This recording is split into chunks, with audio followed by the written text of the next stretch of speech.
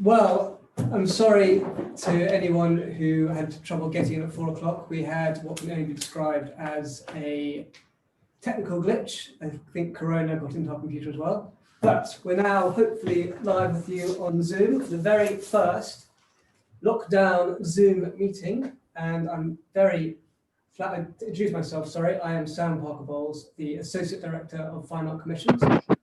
I'm honoured and proud to be here with two fantastic artists, Nicky Phillips and Nick Bashall. And we're going to have a little chat about their lives, their loves, their careers, and their highlights thus far. So, without further ado, shall we begin? So, I think what people like to know probably is what got you into art. Really, what was your background? Nicky, can we start with you? Why did you decide to become an artist? I didn't really. All my family have been painters, or at least they've been able to. Nobody had actually taken it on as a career, and Correct. so we just sort of did all the time. My mother encouraged us to draw. My sister was incredibly good. She was very, very clever with a pencil, and so we all sort of got stuck in all the time. And also my family, we were lucky because we had Graham Sutherland was a great friend of my grandparents, and so he painted both of them. There were a lot of his pictures around, so we were sort of encouraged to look at art a lot. So It's definitely true really, that there's an artistic gene goes to the family, and all the best artists tend to have someone in their family. they can find someone It's somewhere. going to track someone through a distant cousin who was an artist. It's definitely, yeah. I think that's usually the case. Well, it certainly was with me because I've never done anything else. I don't think I'm capable of doing much else. And Nick, where did you begin? How did you begin? Why did you begin? Well, my third cousin, 5 times removed, second best friend's girlfriend was an artist.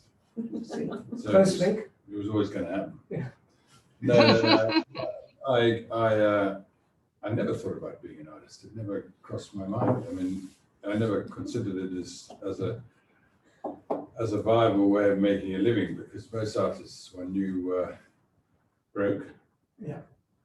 So I grew up in Zimbabwe, so there weren't too many art galleries around there. Yeah. And I never actually saw any galleries until I came to England when I was 20.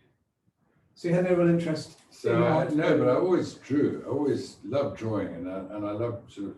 Always people or landscapes? Or It was people and fighting. It was, I was a boy, you know. Yeah. And we grew up on a farm, so and we drew pictures of. For some reason in Zimbabwe, we drew pictures of Harold, the King of England, getting shot through the eye with an arrow. So I drew that many times. Yeah, and then fighting Zulu wars and the Boers, and everybody was always fighting. And so when I did lots and most lots children of, draw pictures of cats and houses and No, parents no, got no, a fridge, no, and suddenly no. there's Nick goes, "Mummy, look at my drawing." It's a butchered soldier on the floor. no, it was all fighting. Oh, my. You know, at different sort of stages in history, people. You know, Okay. The Normans were fighting the British, and the Vikings were fighting and beating everybody, and the Romans were laying waste, and you know, it was all about fighting history. And Nicky, you're painting flowers and kittens. Horses. Horses. Ah. Yeah, well, there's a connection there, fighting and battle. Yeah, constantly. So then you came to England, Nick, and So then I came to England to go to university, and I did law, and I was going to be a lawyer, and I did become a lawyer. And the whole time I was at university, I never painted or drew or anything, except when I had too much to drink. So then I draw quite a bit, and then depending on the quantity, it's directly related. And then when I started working as a lawyer, as an article clerk in one of the big city law firms, one of the Magic Circle law firms where they liked work. yes, And I started going to art school at night, and also doing cartoons under the table at the big bank syndicate meetings. I'd be sitting there and drawing people, and initially it absolutely horrified my boss. And then he would go, "All right, let's have a look then." So, oh, that's not bad. You know, and then he said, after that, he just wouldn't comment, and I'd be drawing, and then after the meeting, he'd go, okay, so look. But I didn't actually, I was going to ask her that night, and I didn't, but I never thought about it as a living. Right. Never crossed my mind. I didn't want to be poor. And then I had a motorcycle accident, and which nearly killed me. And when I woke in hospital, I sort of checked the various essentials around my body and realized I was alive. I was going to live. When was it? How age are you? I was 25, 26 on the cusp. And I had a motorcycle accident coming back from a game of cricket where I took 9 wickets against the stock exchange and celebrated a bit, and then had an accident. Right. Lesson learned, do you think? Well, not really. But then when I woke up in hospital, I was absolutely ecstatic because I was alive. And at that point, I knew I would never use my arm again, and they were going to amputate my leg. And I thought, I asked for a pencil and paper. First time I kind of came around and realized I was going to do it. Would you be right-handed? I asked for a pencil and paper because I knew just instinctively that the one thing I could still do, even if it was now the other arm, was draw. How's your leg break? And I drew the guy in the bed opposite, who was very still because he'd basically fallen down the metal stairs at his daughter's wedding and broken his neck. So he was a quadriplegic. So I was lucky. And he was very still, and I drew him, and I thought, okay, I can do this left-handed. That's where I'm going to go. I didn't intend to do it professionally, but I knew I could do it. God, how brave of you to. No, it's not brave. It was nothing to do with courage. It's just to do with, you know, one door opens and another one door shuts, another one opens. It's nothing to do with courage or willpower or anything. It's just the way the human reacts. You know, So, do you know the artist Simon Elwes, the Portrait artist? Yeah. He had to retrain himself with the wrong arm.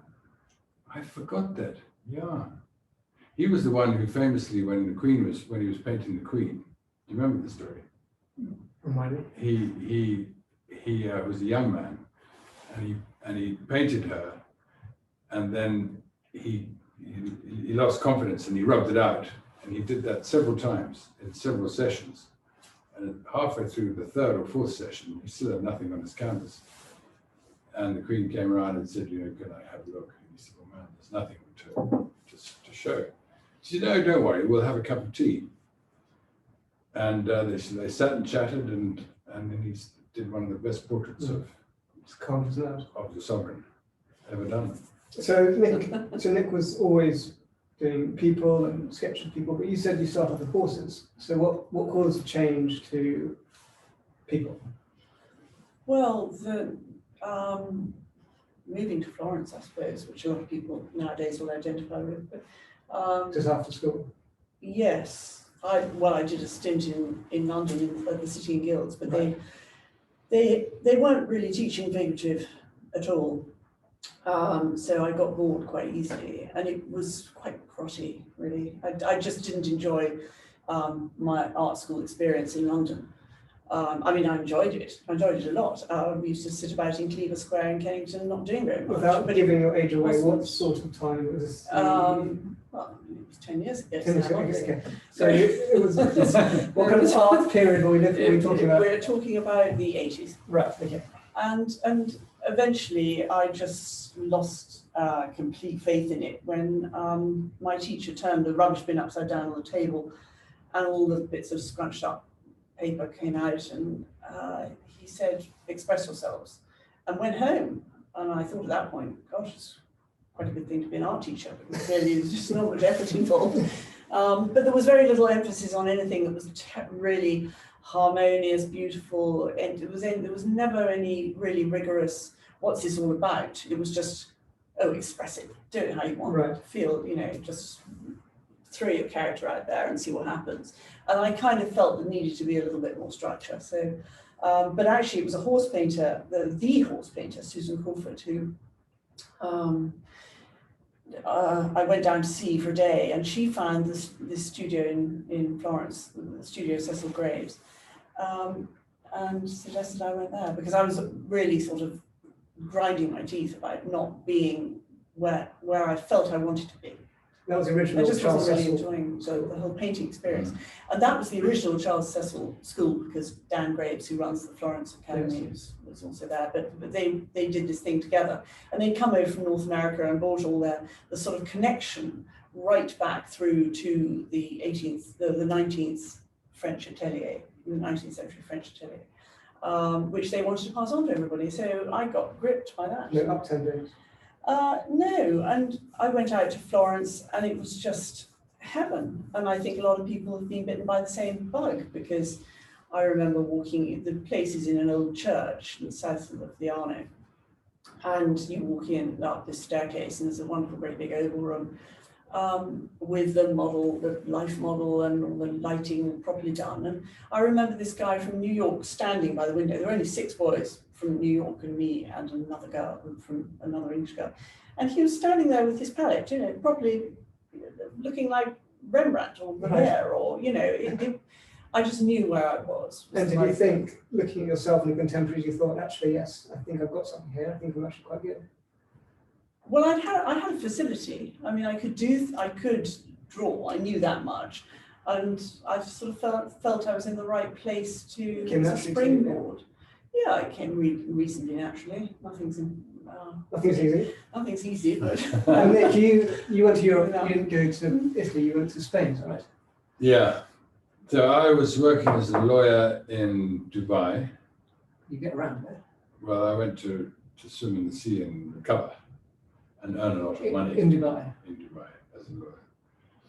And a friend came to see me from Canada, and she was telling me about this friend of hers who'd been to an art school in Spain, where they taught the way painting had been taught in the past. Right.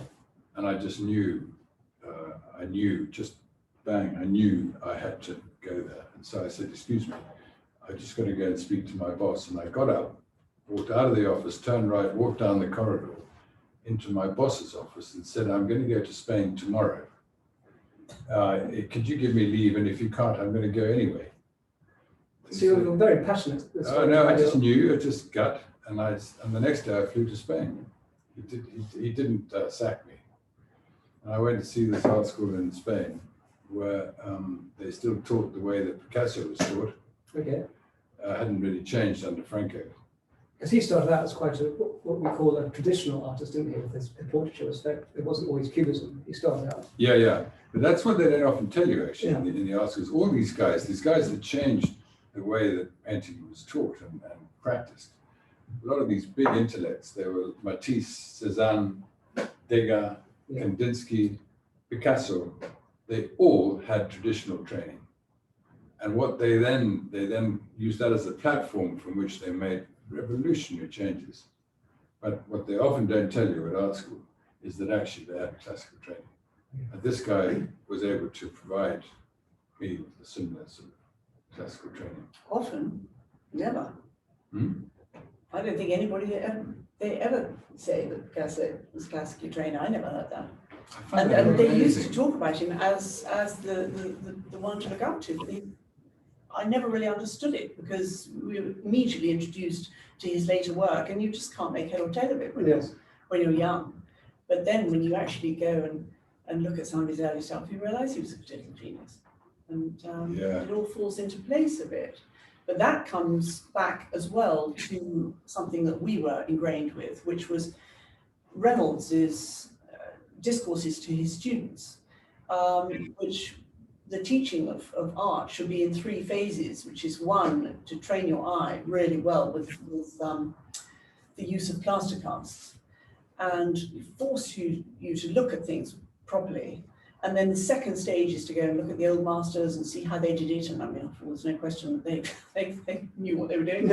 And work out composition, color, all the various elements. And then the third thing is to express that's where the express yourself comes in. That's where you make it your own thing. So we were learning, from basically those principles. So you just touched mentioned a few artists, both of you. Any of those in that list, people you were influenced by, inspired by growing up, or were there other artists you said, you mentioned Reynolds, but you think that is who I would aspire to be, or? I think probably you don't want to aspire to be anybody, but you take a lot from a lot of different places, and I was lucky enough to have the opportunity to get around and see some good art and go to these galleries. And I've always been completely fascinated, even though in the early days I didn't think I particularly was going to be a portrait painter, and like Nick, I didn't exactly want to be impoverished. But I just love the National Portrait Gallery because I'm so gripped by the fact that you can look at a face, especially those 17th, 18th, 19th century faces. They're life size generally, the exact size of a human head, and so it's just so gripping. You go and look at something like the Van der Geest by Van Dyck, which is actually in the National Gallery, and it's a tiny little picture just of this merchant, this Dutch merchant, and he is the other side of the glass, and I swear, I put money on it that he's there. He actually stands there all day. It's like that picture with the blue sleeve. You really think the sleeve is coming out of the Well, you do, but this guy, the face is so realistically painted. It's so clever because it's not too much detail, but it's just enough to make you think that is a living, breathing person behind that.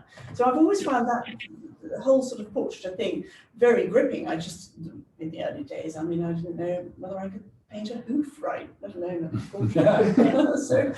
so frankly, these things sort of develop, don't they? Over time. And Nick, any artists that you adore? Or? Yeah, I'm at all the old favourites. I have to say that when I was growing up in Zim, I thought the Impressions were a political movement. Right. That's how ignorant I was. So by the time I came to England, I knew absolutely nothing about art, but I loved painting and drawing. And it was the first time when I walked into these big galleries, the National Gallery and Portrait Gallery, I could not believe my eyes. The fact that, as you say, these people are living. And initially I went to see the history paintings because I loved history. And there were these guys, these horses charging at me out of the canvas, Lady Butler and the Light Brigade, charge of the Light Brigade, and the Zulu Wars and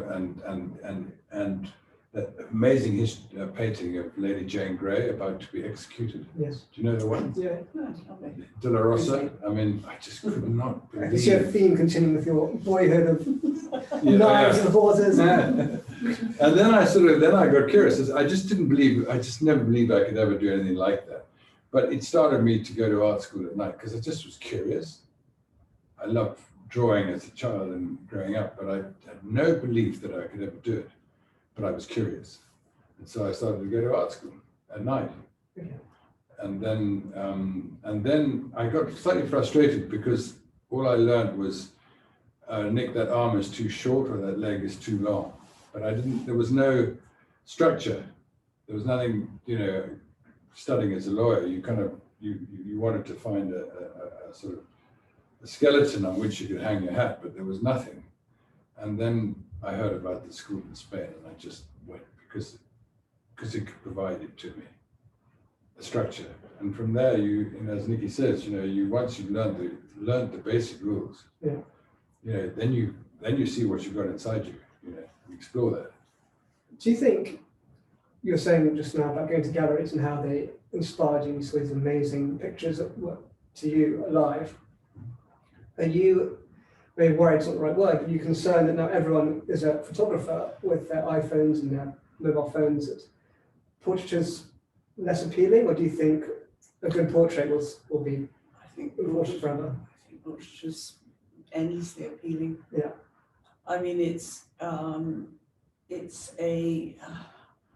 It's a basic interaction between two people. It's a basic response that The camera can't catch. I think the camera will never be able to catch. We all use cameras. It's a great thing. But So I make you admire the masters even more because they had candlelight and Well, yes, they had Yeah. more time probably too. Nobody wants to give anyone any time these days, which is a shame. Yeah, it's useful, the camera, but it's sort of, you need more, don't you? You need to have, I find I can be much braver about a painting if I've got somebody sitting there. You know, it can make you can tackle it in you can be much more gung-ho. Painting from a 2D, it doesn't really work. It's very difficult to get a response. It's a very useful thing to have, but it's not the whole story by any matter. And also, I think it's fair to say that a camera captures that split second, whereas in a portrait you can define a person's character, their charm, their warmth. You interact, you can get to know them, you can get to, they relax actually. Yes. They have time to relax. People don't have time to relax in a 10-minute photo session. They're always going to be wondering whether everything is just right. And you need that time. I mean, like your story of Simon Elwes, you know, you've got to be able to just be peaceful about it. And everything begins to emerge. So when you're talking of people relaxing, how often are you asked by the sitter or the sitter's spouse to change? I mean, I heard a story of when Lucian Freud was doing one of his portraits. And as you both know, Lucian Freud wasn't the most flattering of portrait artists, as it were. And the sitter, who I know very well, said to someone, he was a bit grumpy that he hadn't made him look very nice. And this got back to Lucian. So next setting, Lucian said, I heard that you think I'm not making you look your best, so here's an extra £3 in your stomach and did a swift brush mark and add a bit more paunch. Do you ever get wives saying, do you think you could add a bit on top and take a bit off below? And do you listen to those comments, or do you paint what you see? Or I suppose, do you have to listen to? I think, yeah, you certainly listen to your clients because they're writing the check. Because that is a very, very good point, and one needs to go no further than that. No, I think if they're the ones who are going to live with the picture. Yes. But also, But you can't turn. One doesn't have complete, cast iron confidence that you've got it right. So you always listen to your clients because. And your agent. And of course your agent, and obviously. But if you disagree with them, then you don't change it. Yes. It's got to be a conversation. You've got to have the conversation, I think. Yeah. But if they asked you, and it was manifestly, something that wasn't not true.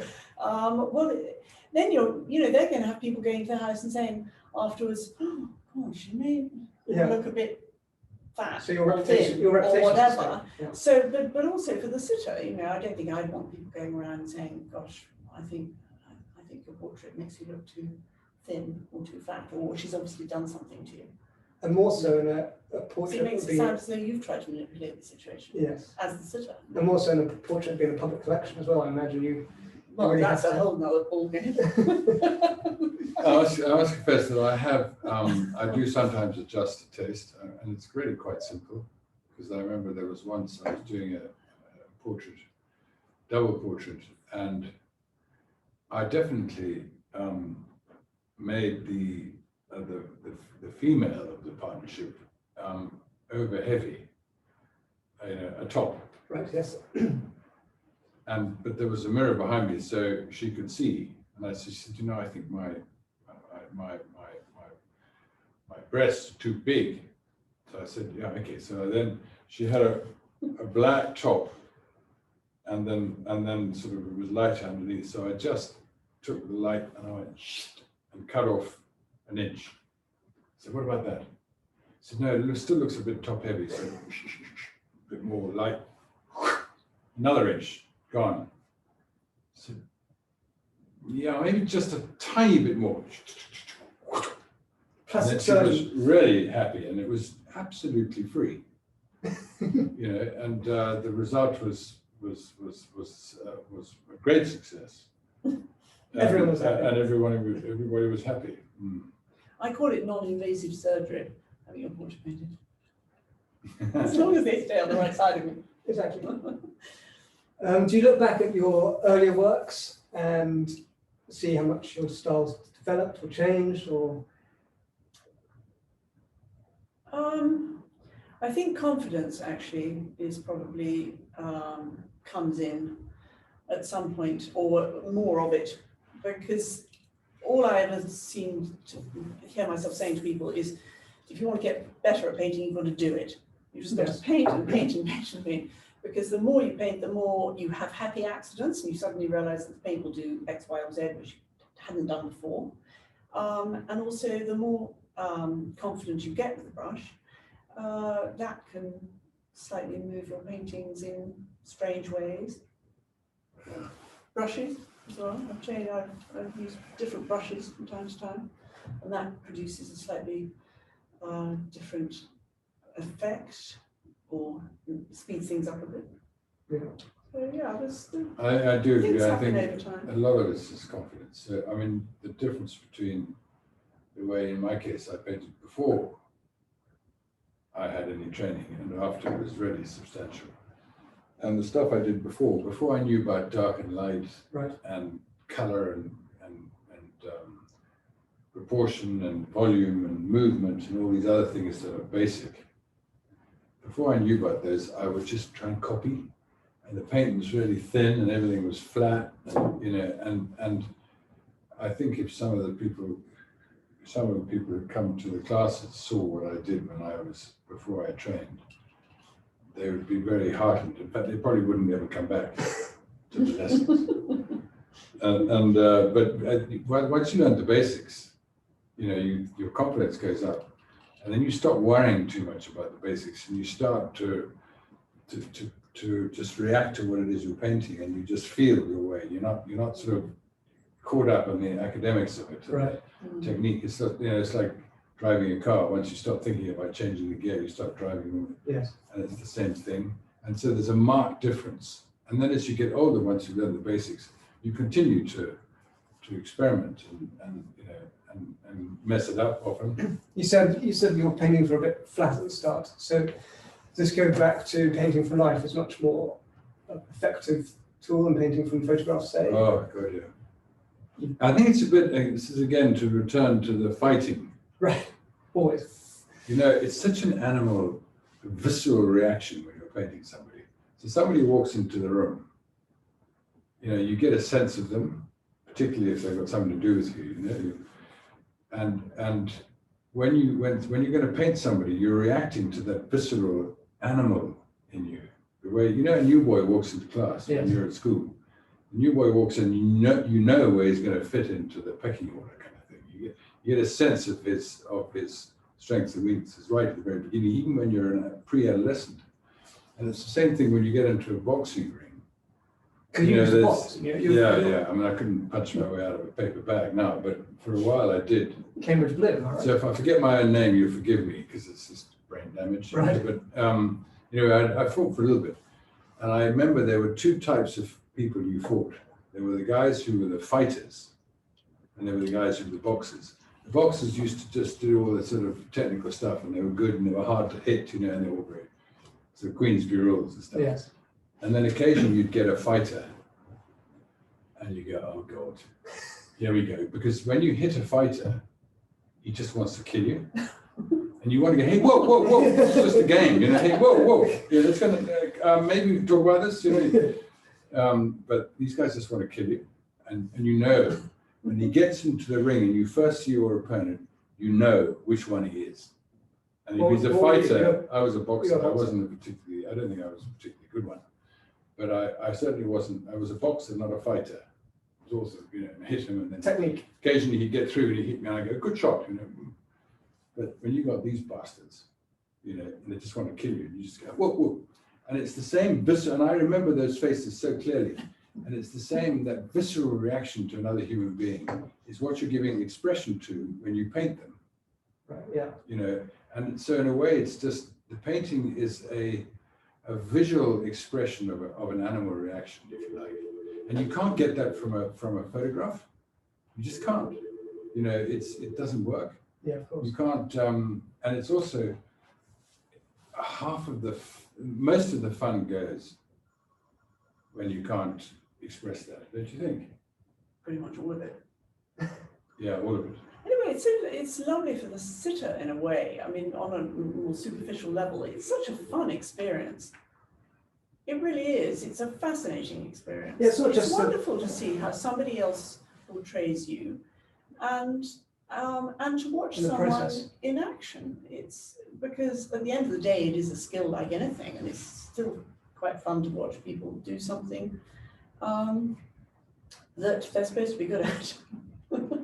Well, you're both good. But you know, it's So I always paint with a mirror behind me so people can Yeah. see. Yes, I think that's they can very see how it's clever, progressing. great. We have a great video of you drawing a girl called Jemima about 2 years ago, Yeah. and it's a sped up video, and it's amazing starting from the blank page to the finished portrait. It's just, you actually see it happening quickly. But it also keeps them interested in the process, as opposed to sort of really Awake. bored and starting to nod off, you Yeah. know, which is understandable. Mm. You know, It's quite vital. Right? and the other thing I've got to say is that, you know, when you're drawing somebody or painting them, you know, they talk to you, and often you think, don't you think you've heard some amazing stories? Well, I was going to say, that's one of my Oh questions. my God, it's so frustrating. I have people saying all the time, you must write it down, you've got to, what happened when, what did she tell you, what did they say? And I cannot remember anything. And it must be because when you're painting someone, that is fascinating, you find that, do you? Because you literally you must have half your brain on the painting and half on the conversation. Right. Because afterwards, I literally cannot remember. At the time, I love it and I'm enjoying it, and that's why I say it's a really fun experience actually for the artist as well. But it's absolutely true, and it's really annoying. And there have been lots of times when I've, not least some of my bigger pictures, when I've literally wanted to say, can we just dump the picture for a bit And have a gossip. and have a gossip? People probably see you as a kind of confidant because you sit with them for quite a while and they get to know you and they think, Well, they don't have anything to worry about because literally I've You forgotten can't by the remember. end of the sitting. It's so It's- annoying. It's like a two-part process.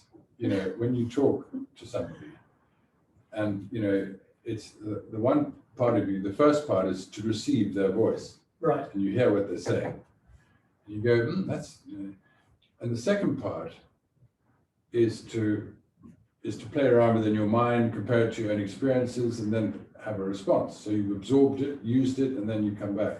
But that second part you can't do because you're trying to paint their nose. And so actually you can't remember a damn thing. And then sometimes you get people who are so fascinating, you know, and you just put down your brushes and you just say, do you mind if I take notes? right. And it has happened. It's happened, you know, where it's just magic that's passing in front of you, you know, and they're so wise and they have such amazing experiences, you know, and you're listening to history, you know, and you just got to stop. And it's just. I know it's just you're really- both very discreet professional, but and so I won't ask you to tell any stories about what people said. It sounds like you've forgotten most of them anyway. But there must have been some amusing moments. I mean, Nicky, I know you've painted some pretty impressive members of the public or the royals. Any stories you can tell or that won't get you locked up in the tower? Well, I don't know what's interesting really, beyond what she told me. And I do remember some things, and I mean the Queen, obviously. Yes. I do remember some things, of course.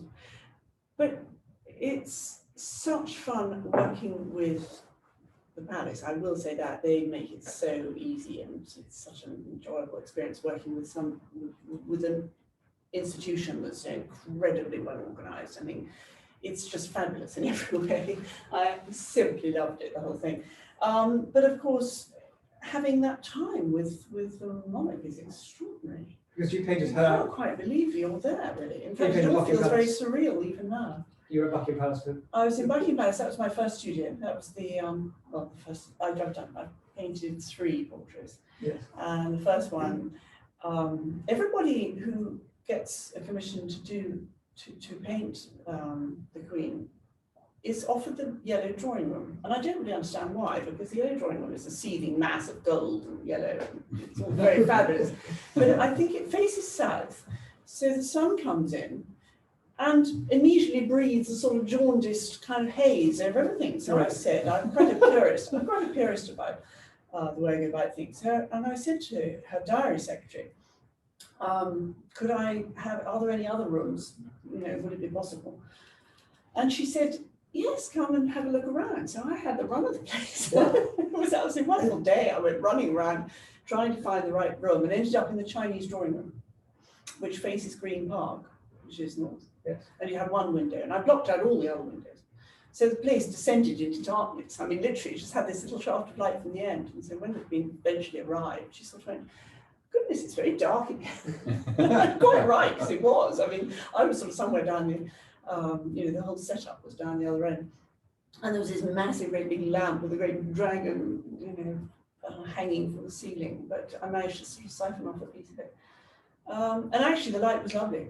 And of course, you know, you say what you want or need, and they come up with it. You say you want a platform that's 9 2/3 of an inch high, and you get a platform that's 9 2/3 of an inch high, and it's all covered. It's wonderful. It's such a wonderful thing to be able to do. I'm very, very lucky. Sounds fantastic, and the portrait is, of course, fantastic. You also painted the princes, and that wasn't. No, well, their house, was it? no, I was a purist about that too, because Clarence House didn't have any of the right rooms at all. And so I said, could they come to me? So, I mean, I don't know what I was thinking, because I didn't know. So I thought, well, hell, I'll just ask. And they did. And they came to my house. And I tried to sort of, there was a massive security, because it was Yes. come with hundreds of people. And I tried to sort of shuffle them in and stand and make myself as big as possible in the door. And one of them just got out of the car and just had a look around and, you know, walked around. But they weren't in jeans and t-shirts, Walked were into they? the house. No, they were entirely, completely in uniform, down up to the nines. And not one single one of my neighbours noticed anything. Not one of them so much of a neighbourhood watch. And they came 5 times. 5 times they came. That's fantastic. Yeah, it was wonderful. And it was really lovely having them in there, because I had all the right light, so I had the setup and everything. And it was great. It was fascinating having those 2 brothers. It's very sad what's happening at the moment with those 2. Yeah. Yes. And make any amusing stories of any of your sitters that you could share, or were you, like I said, too discreet? You've already told about the breast reduction. So. Oh yeah. No, I mean, I think the funniest to paint is little boys. Right. And little girls. They are the best. What's your trick to keep them amused? Well, apart from the mirror. Little girls are. This may sound a bit pro forma, but it's little girls. All you have to do is say to them. So you just talk about relationships. So early on, you say, "So who's your best friend?" And then you go, "My best friend is Martha." But Martha's a friend of Jane. But I don't really like Jane. But Jane's other friend is Susan, and Susan's great friend is a boy called John. And then I have 2 daughters named exactly. You know what I mean? It also depends what day it is. On Monday it will be Alice, and on Thursday it will be Jane, because Alice ate the wrong kind of peas at lunch. But you need a brain like a computer to follow all the relationships. But they will go on for hours. And if there's a mirror behind you, and then they go, "But I don't really like Jane." And then they go, and then they think, "Well, that looks quite arrogant, that's quite good." So they say it again, "I don't really like Jane." And then after a while, they stop talking to you altogether. They just talk to themselves and they're looking to see how they, and it's just absolutely fabulous. And you can go all day. Boys are an entirely different kettle of fish, because they don't care about the mirror. They're not interested in the picture or the mirror or anything. Yeah. They just want to move. So you don't sort of befriend them initially. You quite sort of use your 6'6" and you go, "Okay, sit down." And then you go, "Sit up," and they go. And then they start, after a few minutes, they start to. And you say, sit up, and they go, and then after a while, and then they've been going for 10 minutes, and then say, you finished yet? Yeah. Always, without fail, always. And so you kind of, it's quite hard to keep them, you've just got to talk about fighting to them, and they love it, and blood. Well, you're the expert.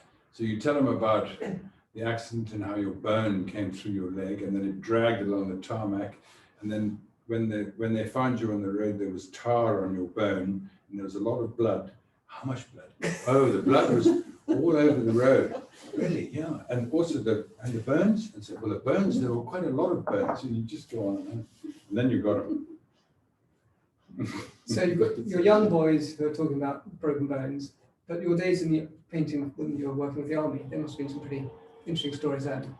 Yeah, I tell you one was, they were probably the highlight issue of painting, was for me. It was painting on the streets in Kosovo. Right.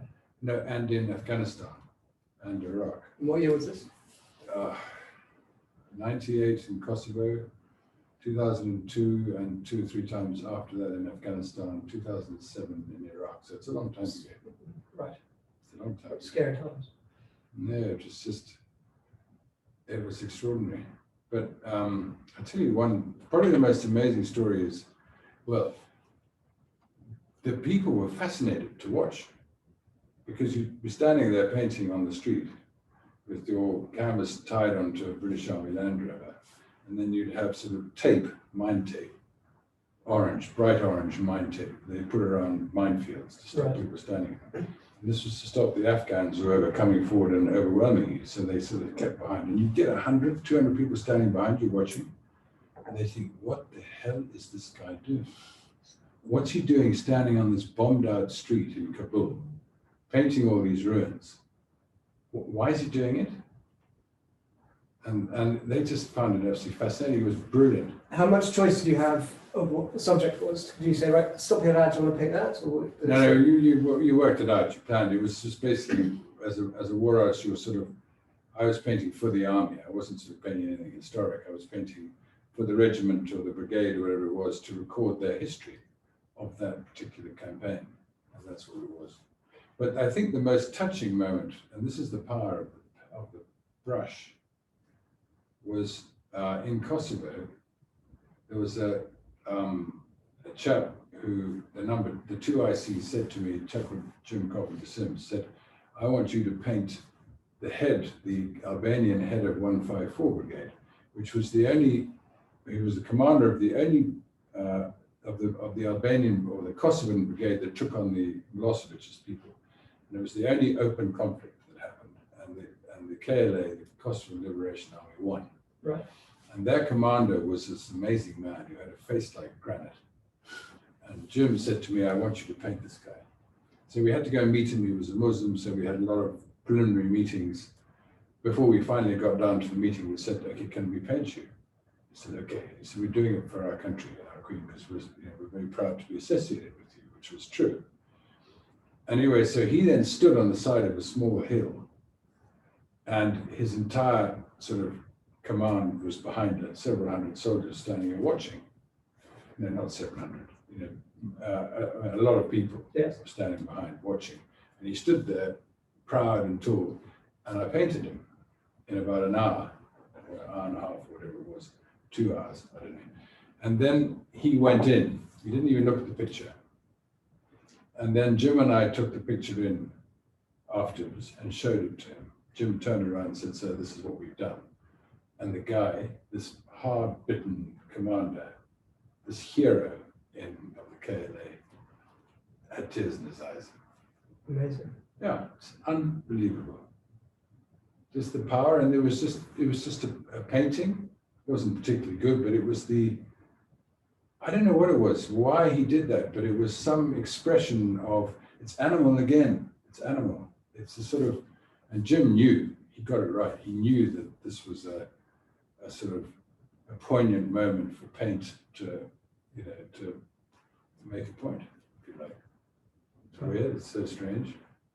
So that must be one of the most wonderful parts of your career. So Yeah, you yeah. go and I mean, do that was things like sort of, meet these amazing people and also not just meet them and then spend time with them and produce a fantastic portrait, which will be. I mean, obviously, I mean, it was just, it was more the, it was, I did it, it was particularly, it was an hour, 2-hour painting, but it was more just it's what it meant.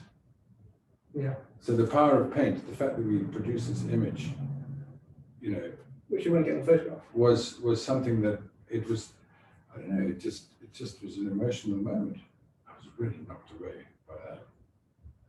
Talking of emotional moments, can you both tell me a bit more about your cabaret act that you, not during lockdown sadly, but when the virus is long gone, I'm sure you'll be starting this up again. So you both do kind of live painting, don't you, in a fun cabaret setting, and I'm yet to go to one because of the virus, but could you just tell me a bit more about it, Nicky? Well, it's Nick's baby, really. He was the one who came to me and asked me to join him in doing it. It feeds back into what we've said all along. There's a tremendous immediacy about it. And it's the response, it's the live response, but also combined with a party. So and although it sounds, I mean, I think I remember saying I think we should call our act "Watching Paint Dry" because it's effectively what one. So two of you are painting the same model at the same time. Yes, what we're doing is we have a model and we're both working to produce something in 2 hours. Quite exhausting. And it usually is just something, actually, isn't it? It's not exactly the best paintings we've ever done, but some of them have worked out quite well, actually. But it's really fun because it's a cabaret, and it's making painting into the act, and it's so that people can watch exactly how the process happens, and you can see from beginning to the end that we have to make the end, otherwise we'd be painting till 3 o'clock in the morning. So it's a 2-hour sort of cut-off thing to music, which actually, I don't know about you, Nick, but does tend to determine my brushstroke sometimes. Yeah. Depending on you can blurring the wrist with the beat of the music. Yeah, and then it all gets a bit calm. I have a bit of classical, and then you can work on detail. We haven't actually orchestrated it into a proper show like that, so that we literally do that. Dance with the brush. Yeah. And when they started it, where did they take place? Well, we did them in my studio originally. Well, Nick, you tell When me. originally we came up with the idea, It was at Glastonbury. like in 2006 or something, Right.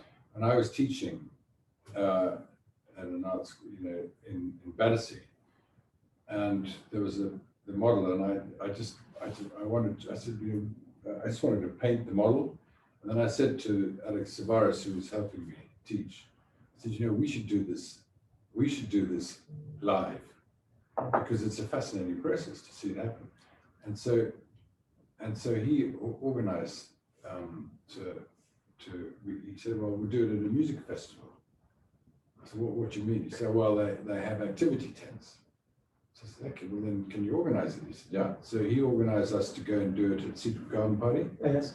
And we set up, and Alex and I and 2 or 3 of our students stood alongside. 5 of us. They gave us a tent, and then we had a nude model with a sort of mask, right, a light on her, on a platform, and the tent door was open, and it was at night, so people walking past, rather hungover, would look in and they'd see this model, like this, and they came in, and initially they were sort of presumably attracted by the sight of a beautiful woman without wearing much, but then they got really interested in the painting. And we had no idea what to expect. And what actually happened was a real surprise, because everybody just wanted to, we just had somebody tagging on my shoulder saying, can and I said, yes, can I help you? And then she said, yeah, I always wanted to be naked in public. And she was absolutely cracking. And we had people, men, women, everybody wanted just, it's a music festival. And everybody was pretty easy about nudity. Like Glyndebourne. And Glyndebourne, yeah. Is that what happens in Glyndebourne? It was black tie and... Oh, yeah, yeah. And then, not quite. And then Glastonbury heard about it, and then we did it at Glastonbury. And somebody once brought along a little music, the phone was on a little iPod and stuck it on an easel and secretly rigged up speakers one day. And then suddenly we had music, and that attracted people in. So then it became what it became, which was painting live to music. And with several people painting at once, because then it's just like bringing an art class to public. And people absolutely love to see these pictures grow and all the different styles, the way that people paint. But actually, Nick came to me when we had studios in Rossetti, and said, would I join him doing it there? And I said, look, come on. He told me the story, and I said, look, the fine ladies of Chelsea is slightly different sort of clientele to Glastonbury, and you're high or drunk or both or everything at Glastonbury. how's this going to work? And he said, no, they really love it. And then so we had an experiment over, somebody had a party in my studio, and we incorporated a cabaret, and actually that's when the whole sort of painting aspect came out of it. People came up afterwards and they said, God, it's so fascinating, especially to see two people working on the same subject, because you approach it in a completely different way. Somebody came up to me and said, it's really interesting because Nick paints from the outside in and you paint from the inside out. And I still had no idea what he meant, but he had his idea, and he'd looked and seen something in it, a bit like sort of, making a picture out of the clouds. He'd found something to enjoy about it. And then there were other people who come up and they go, oh, it's driving me mad, the left eye was too high, and I was just wondering if you were going to notice. Everyone's a critic. Thank God, I think at some point, I did bring the eye down, so he was happy about that. But it's just fun because it incorporates everybody and it gets them to look as well. It's all part of it. They can really watch, or they can go home if they want. And they can talk and they can drink and eat, and they've been very well received, which is lovely, and we've enjoyed doing them. So at the same time, it's just party's going on all around you. And then we have a big screen so that you can see the details. Somebody photographs films the palette being mixed and the paint being put onto the canvas, and then it's projected up onto a big screen so that people who aren't close enough to see the palette and close enough to the canvas, they'll be standing at the back of the room and they can see it because it's a massive screen, so they can see it up close as though they were standing close. And the music is just so essential. So music and painting are so intertwined, don't you think? It's sort of pulling on a similar rhythm and passion. The beat. The beat, man, the beat. Anyone interested in that, please keep an eye out on the various websites when we've passed over, and we will keep you informed of the next session. And you both, do you do classes, don't you, Nick, at Sketch Club? Yeah, we do. So I do it with B. Hazel McCosh, and the two of us teach. So there's the two generations. And I'm the old fuddy-duddy, and then she's the younger generation.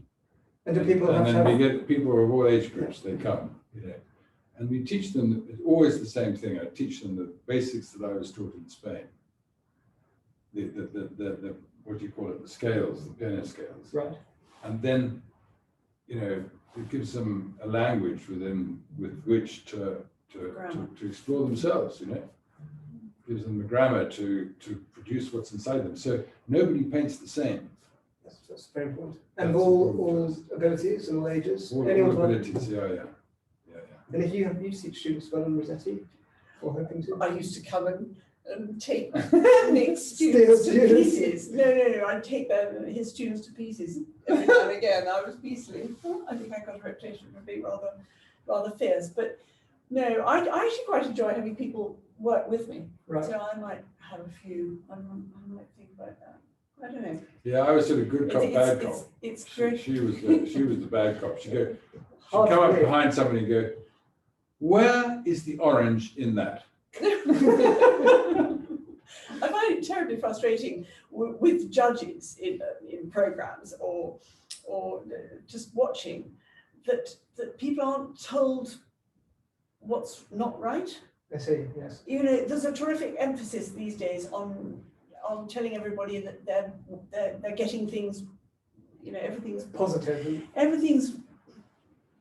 It's focusing on the positive, which is good. I don't mean to undermine that, But I do think you do need a little bit of genuine criticism, You'll never know. because otherwise you're never going to get anywhere.